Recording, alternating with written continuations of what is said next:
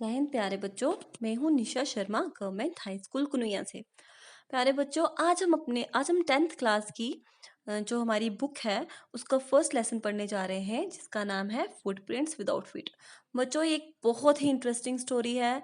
आप लोग इसे ध्यान से सुनिए। अगर आप इसे ध्यान से सुनेंगे ना, तो लास्ट में जो क्वेश्चन आंसर्स आते हैं इस बुक में, इस स्टोरी में, तो वो आप उसे आराम से उन सबका आंसर दे पाएंगे। आपको कोई परेशानी नहीं होगी। तो आइए शुरू करते हैं एक बहुत ही इंटरेस्टिंग स्टोरी जिसका नाम है फुटप्रिंट्स विदाउट फीट। बच्चों, ये स्टोरी है एक साइंटिस्ट की, जिनका नाम था ग्रिफिन। ग्रिफिन ने क्या किया, उन्होंने एक रेयर ड्रग डिस्कवर की।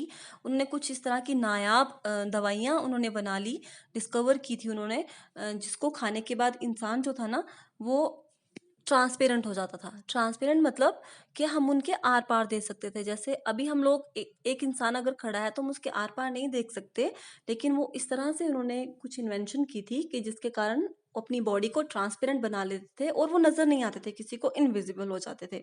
तो बहुत ही इंटरेस्टिंग स्टोरी है, क्यों ऐसा उन्होंने किया, ऐसा करने के बाद उनके साथ क्या क्या हुआ। तो ये आप ध्यान से सुनिए। तो आइए जानते हैं कि क्या हुआ इस स्टोरी में। स्टोरी शुरू यहाँ से होती है कि दो लड़के हैं, उनको कीचड़ में ना नंगे पाँव के निशान नजर आ रहे, लेकिन पाँव नहीं है। ये बात है लंदन सिटी की, जहां पर उनको सीढ़ियों पर पाँव के निशान नजर आते जा रहे हैं कीचड़ से भरे हुए, लेकिन उन्हें कहीं पर भी पाँव नजर नहीं आ रहे हो। तो वो लोग बहुत ही हैरान हैं, उनको समझ में नहीं आ रहा है कि ये क्या हो रहा है, कि वो एक निशान तो देख पा रहे हैं पाँव के, लेकिन पाँव कहीं पर भी नजर नहीं आ रहे। इसके बाद यूँ हुआ कि पैरों के निशान जो थे ना, वो एक के बाद एक करके सीढ़ियों से नीचे की तरफ आने लगे और मेन रोड की तरफ जाने लगे। लड़के जो थे वो काफ़ी ज़्यादा हैरान हो गए उस चीज़ को देखकर, और उनको लगा कि हमें इसका पीछा करना चाहिए। तो वो क्या करते हैं कि भागना शुरू कर देते हैं उन कीचड़ के पाँव के निशान के पीछे। अब आप जानते हो कि अगर हमारे भी पाँव में कीचड़ लग जाता है तो हम थोड़ी देर तक चलेंगे तो वो फेड होते जाएँगे, बिल्कुल फेंट होते बिल्कुल फेड अवे हो जाएँगे। उसी तरीके से वो कीचड़ जो पाँव के निशान थे, वो थोड़े दूर तक के बाद जो थे बिल्कुल मलिन हो गए, बिल्कुल उनको नज़र में वो बिल्कुल भी नहीं आए।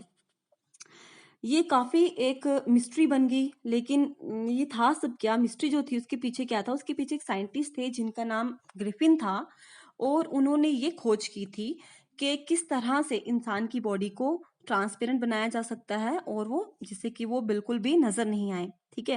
ग्रिफिन ने काफ़ी ज़्यादा एक्सपेरिमेंट्स किए थे ये बताने के लिए कि इंसान के शरीर को ट्रांसपेरेंट बनाया जा सकता है। आखिरकार उन्होंने कुछ इस तरह की दवाइयाँ खा ली जिससे कि वो इनविजिबल हो गए, लेकिन वो शीशे की तरह सॉलिड भी थे। ऐसा नहीं था कि वो इनविजिबल होने के बाद सॉलिड नहीं थे, वो सॉलिड थे, लेकिन वो शीशे की तरह हम उनके आर-पार जो थे देख सकते थे, जिसके कारण वो नज़र नहीं आते थे किसी को।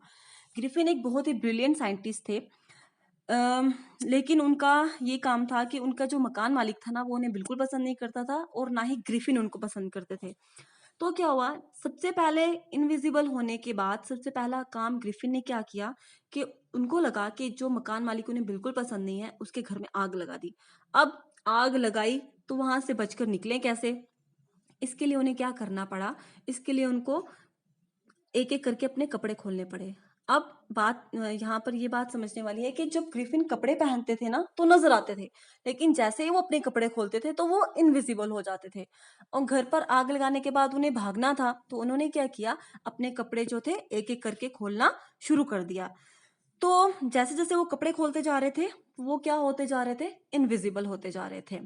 इसके बाद क्या हुआ, ग्रिफिन ने क्या किया, अब बहुत ठंड थी, सर्दियों का टाइम था, लंदन में काफ़ी ठंड होती है सर्दियों में, तो अब बिना कपड़े के हम लोग इमेजिन भी नहीं कर सकते ठंड में जाना। हमें, आप जानते हो कि ठंड में कितनी ज़्यादा, सर्दियों में कितनी ठंड होती है, और हम लोग कपड़ों के बिना नहीं रह सकते। वही बात ग्रिफिन के साथ हुई। तो बाजार की गलियों में इधर उधर घूमते हुए उनको लगा कि अब मुझे क्या करना चाहिए, तो अचानक उनको वहां पर लंदन में ना एक स्टोर नजर आता है। तो वो क्या करते हैं, स्टोर के अंदर घुस जाते हैं, वो तो किसी को नजर ही नहीं आए, चाहे वो अंदर जाए चाहे वो बाहर जाए। तो जैसे ही दुकान बंद होती है, जैसे ही दरवाजे बंद हुए स्टोर के, तो ग्रिफिन ने क्या किया, फटाफट वहां से जितने डिब्बे थे स्टोर के अंदर उनको खोला, पैकेटों को फाड़ा, वहां से गर्म कपड़े निकाले, और पहनकर पूरे एक इंसान की तरह नजर आने लगे। फटाफट जूते पहन लिए, ओवरकोट पहना, टोपी पहन ली, और ये सब पहनने के बाद वो विजिबल हो गए, वो नजर आने लगे। रेस्टोरेंट जो था वहाँ के किचन में गए, वहाँ पे ठंडा मीट था, कॉफ़ी थी, वो सब खाई। उसके बाद वो अलग दुकान में घुस गए, वहाँ पे मिठाइयाँ खाई, शराब पी। फिर उनको एक जगह पर नज़र आता है कि गद्दे पड़े हुए हैं, उसका ढेर पड़ा हुआ है। तो वो वहाँ पे आराम से जाकर कपड़े पहने हुए जाकर आराम से सो जाते हैं। सब कुछ ठीक रहता अगर ग्रिफिन की नींद सुबह जल्दी खुलती, लेकिन उनकी नींद सुबह जल्दी नहीं खुली, तो अचानक उनको थोड़ी-सी कानों में आवाज़ पड़ती है, तो जैसे ही वो आँखें खोलते हैं, तो उनको लगता है कि 2 दुकान में काम करने वाले कुछ 2 आदमी उनकी तरफ आ रहे हैं। तो घबरा कर ग्रिफिन ने क्या किया, भागना शुरू कर दिया। ग्रिफिन ने भागना शुरू कर दिया और उन कर्मचारियों ने उनका पीछा करना शुरू कर दिया। तो भागते, भागते, भागते अब वो उनको पकड़े जाने के डर से क्या करना पड़ा, एक-एक करके अपने कपड़े खोलने पड़े। उनको अपने जूते, अपनी हैट, अपना ओवरकोट सबका सब उतार कर फेंकना पड़ा ताकि वो इनविजिबल हो जाएँ। और फिर से वही जनवरी की ठंड और ग्रिफिन उसी ठंड में बिना कपड़ों के मुश्किल में फँस गए। फिर उन्हें याद आया कि ड्ररी लेन जो कि एक जगह का नाम है, ड्ररी लेन में एक थिएट्रिकल कंपनी है, मतलब कि एक नाटक की कंपनी है, क्यों ना वहाँ पर घुसकर अपने काम के कपड़े निकाल लिए जाएँ। तो वो इनविजिबल होने के कारण वहाँ अंदर घुस गए और उन्होंने वहाँ से जो है अपने हिसाब से कपड़े ले लिए। तो उन्होंने वहाँ पे पट्टियाँ अपने गले के आगे-पीछे लपेट ली, उनको वहाँ पे यही सब मिल रहा था। काला चश्मा पहन लिया, नकली नाक लगा ली, बड़ी-बड़ी मूंछें और बड़ी-सी टोप जो थी, मतलब बड़ा हैट जो था वो उन्होंने पहन लिया। अब वो एक इंसान की तरह नज़र आने लगे। अब मुश्किल ये थी कि अगर वो इंसान की तरह नज़र आएँगे, तो वो बाहर कैसे निकलेंगे? तो उन्होंने क्या किया, बहुत ही धीरे-धीरे से दुकानदार के पीछे गए और उसके सर पे बहुत बेरहमी से चोट की और उसे बेहोश कर दिया। वहाँ से जितना पैसा मिला ग्रिफ़िन ने सब ले लिया और वहाँ से चलते बने। अब उनको लगा कि उनको लंदन में नहीं रहना चाहिए, तो ग्रिफ़िन ने क्या किया, रेलगाड़ी पकड़ी और इपिंग नाम के एक गाँव में जाकर पहुँच गए। वहाँ एक सराय थी, सराय में उन्होंने 2 कमरे किराए पे ले लिए। सर्दियों के मौसम में ना वहाँ इपिंग में किसी अजनबी का आना और बहुत सबको अजीब लग रहा था, और साथ में एक ऐसा इंसान जो कि बहुत ही अजीब था, जिसकी लुक्स बहुत अजीब थी। आप खुद ही इमेजिन कर सकते हो कि अगर किसी की गर्दन के आगे-पीछे पट्टियाँ लगी हों, बड़ी-बड़ी मूँछें हों, नकली नाक हो, वो कैसा दिखेगा? तो सब लोग बहुत हैरान थे कि किस तरह का इंसान हमारे यहाँ पर आया है। अब जिस सराय में उन्होंने कमरा लिया, उस कमरे की जो मालकिन थी, उनका नाम था मिसेज़ हॉल। मिसेज़ हॉल ने काफ़ी कोशिश की कि वो ग्रिफ़िन के साथ थोड़ा फ्रेंडली हो जाएँ। चाहती थी कि उनसे बात करें, जानें कि वो कौन है, कहाँ से आया है, लेकिन जो ग्रिफ़िन था उसने साफ-साफ कह दिया कि मुझे किसी से कुछ बात नहीं करनी है। मैं यहाँ ईपिंग में सिर्फ़ इसलिए आया हूँ क्योंकि मुझे एकांत चाहिए, मुझे अकेला रहना है, मुझे किसी से कोई बात नहीं करनी, मैं एक साइंटिस्ट हूँ। और ये जो आप देख रहे हो मेरा फेस ऐसा है, आपको ऐसा लग रहा होगा, मेरी लुक्स अजीब लग रही हैं, तो मैं एक एक्सीडेंट हुआ उसके कारण मेरा फेस ऐसा हो गया।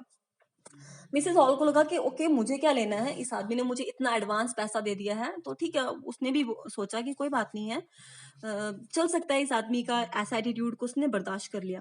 लेकिन जो बच्चों चुराया हुआ पैसा था वो कितनी देर चल सकता था? अब ग्रिफ़िन फिर से काफ़ी परेशान हो गए। तो उन्होंने क्या किया, उनको लगा कि अब क्या किया जाए? तो ये सब काफ़ी परेशानी उनके लिए बन गई थी। तो उसी दिन थोड़ी देर के बाद क्या होता है कि एक बहुत अजीब घटना घटती है वहाँ पे। वहाँ पे एक पादरी रहते हैं, क्लर्जीमैन और उनकी वाइफ़। वो सुबह-सुबह उनको ना अपने स्टडी रूम से ना पैसों के छनक की आवाज़ आती है। तो वो उठकर धीरे-धीरे जाते हैं स्टडी रूम की तरफ देखने के लिए कि आखिर ये आवाज़ कहाँ से आ रही है। तो जो क्लर्जीमैन था उसने हाथ में एक डंडा ले लिया और धड़ाम करके दरवाज़ा खोला और बोला, सरेंडर, मतलब जो भी है मुझे अपने आप को मेरे हवाले कर दो।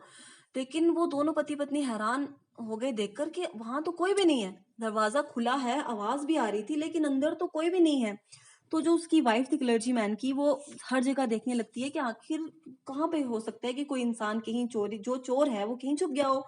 तो वो डेस्क के नीचे देखती है, पर्दे के पीछे देखती है, धुएँ की चिमनी जो थी उसके आगे-पीछे देखा, लेकिन उसको कोई निशान कहीं नहीं मिला। फिर उसने जब अपना डेस्क खोला तो देखा कि जो उन्होंने घर के खर्च के लिए जो पैसे रखे थे ना बच्चों, वो गायब थे। और वो पूरा दिन हस्बैंड वाइफ यही सोचते रहे कि आखिर हुआ क्या? ये क्या क्या मसला था? ना तो वहाँ चोर था और पैसे भी गायब थे और उन्हें समझ नहीं आ रहा था कि क्या है ये सब? लेकिन ये चीज़ उतनी अजीब नहीं थी जितना कि मिसेज़ हॉल के फर्नीचर के साथ हुआ। मिसेज़ हॉल जो थी उस सराय की मालकिन थी, और क्या हुआ बच्चों, मिसेज़ हॉल और उसके जो हस्बैंड थे, उन्होंने देखा कि जो ग्रिफ़िन है, उसका पूरा का पूरा दरवाज़ा खुला हुआ है, और वो इस चीज़ को देखकर बहुत हैरान हो गए क्योंकि जो ग्रिफ़िन था उसका कमरा हमेशा बंद रहता था और हमेशा उसके कमरे पर जो था ताला लगा रहता था। वो बिल्कुल पसंद नहीं करता था कि अगर उसके कमरे में कोई भी घुस जाए। तो आज उनको लगा कि ये बहुत अच्छा मौका है, हम लोग ग्रिफिन के कमरे में जाकर देखते हैं कि आखिर उसके अंदर है क्या? तो वो एकदम उसके कमरे में एंटर करते हैं, तो देखते हैं कि बेड पर हाथ लगा के देखते हैं, तो चादर जो थी वो बिल्कुल ठंडी थी, जिससे पता चल रहा था कि जो ग्रिफिन है काफ़ी देर से कमरे में नहीं है। और सबसे बड़ी हैरानी की बात ये थी कि जो वो इर्द-गिर्द अपने गले के इर्द-गिर्द जो पट्टियाँ लगा कर रखता था, वो सब यहाँ-वहाँ बिखरी पड़ी थी, उसके कपड़े यहाँ-वहाँ बिखरे पड़े थे, जो कि उन्हें बहुत हैरान कर रही थी। इतनी देर में क्या होता है, जो मिसेज़ हॉल होती है ना, उनके कान के पास ना उनको साँस लेने की आवाज़ आती है। तो वो थोड़ा-सा हैरान हो जाती हैं। अभी हैरान ही हुई थी कि वहाँ से एक हैट उछलकर सीधा उनके मुँह के ऊपर आकर पड़ती है, ठीक है? और उनके कमरे में जो कुर्सी थी, वो भी ज़िंदा हो जाती है। वो कुर्सी हवा में उछलती है और सीधा जाके हमला करती है मिसेज़ हॉल के ऊपर, और दोनों पति-पत्नी डर के मारे भागना शुरू कर देते हैं। और उस कुर्सी ने क्या किया, दोनों हस्बैंड-वाइफ को कमरे से बाहर धकेल दिया और धड़ाम से वो दरवाज़ा बंद हुआ और उनको दिखा कि ताला लग रहा है, मतलब जो उसका जो दरवाज़ा था उसके ऊपर ताला लगाया जा रहा है, लेकिन कोई इंसान नज़र नहीं आ रहा है। वो दोनों डर के मारे भागते-भागते कि इस कमरे में कोई भूत है, ये सोचते हुए सीढ़ियों से नीचे उतरे। और इतनी देर में क्या होता है कि मिसेस हॉल सोचती हैं कि पक्का ये जो साइंटिस्ट हमारे यहाँ पर आया है ना, उसी का ये सब किया कराया है, उसी ने भूतों को हमारे घर में लाया है। सभी पड़ोसी भी बड़े परेशान थे कि पक्का ये कोई जादू टोने का ही कारण था। लेकिन थोड़ी देर में सबको ये पता चलता है कि एक तो मिसेस हॉल के घर में ये सब हुआ, दूसरा क्लर्जी मैन के घर में भी बहुत अजीब हुआ। कोई इंसान भी नज़र नहीं आया, लेकिन चोरी भी हो गई। इतनी देर में क्या हुआ, उन सब ने गाँव के जो एक सिपाही थे, उन्हें कॉल किया जिनका नाम था मिस्टर जेफर्स। मिस्टर जेफर को बुलाया गया कि आप आइए और मसले की छानबीन कीजिए।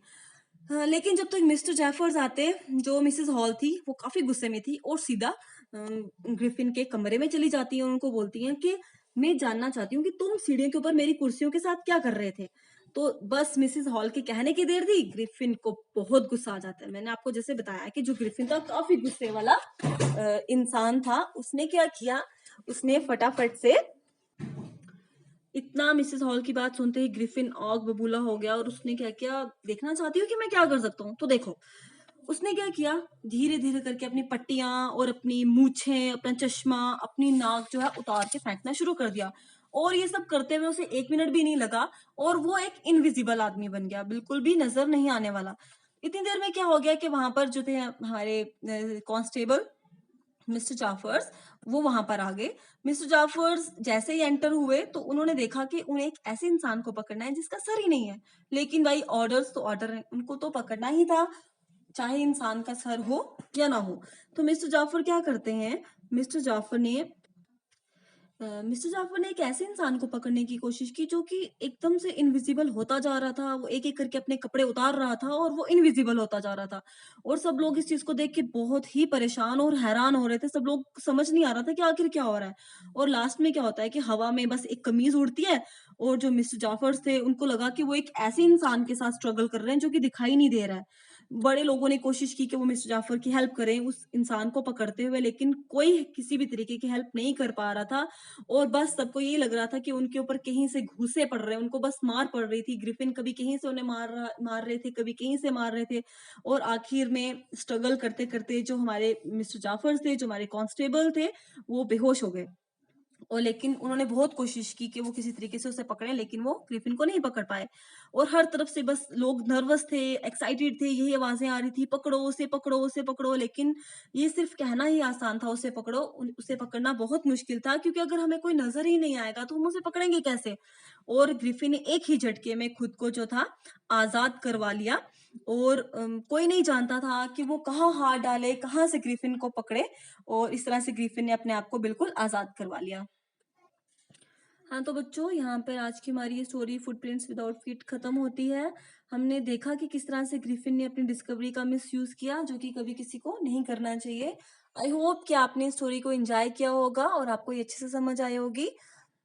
Thank you so much. Goodbye. जय हिंद।